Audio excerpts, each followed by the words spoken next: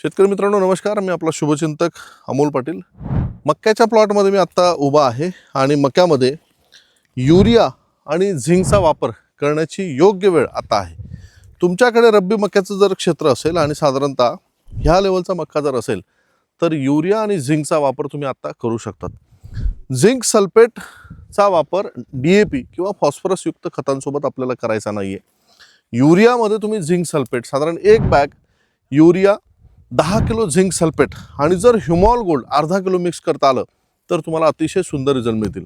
Zinc sulphate हे पूर्णपणे water soluble आहे, युरिया हा पूर्णपणे वॉटर सोल्युबल आहे आणि ह्युमॉल गोल्ड हे सुद्धा वॉटर सोल्युबल आहे।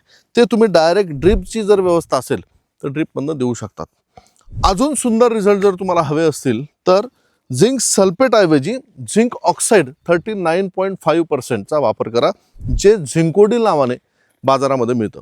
आणि हे झिंकोडिल तुम्ही युरिया सोबत कोट करू शकतात। एक बॅग युरिया सोबत फक्त 250 मिली झिंकोडिल युरियावर जरी टाकून घेतलं तरी ते युरिया सोबत पूर्णपणे कोट होईल।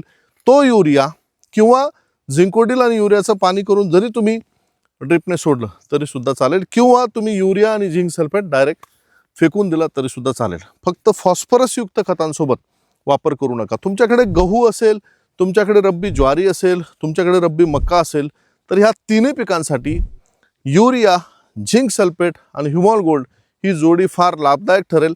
आत्ता परफेक्ट वेळ आहे युरिया, झिंक सल्फेट आणि ह्युमॉल गोल्डचा वापर करण्याचा। धन्यवाद।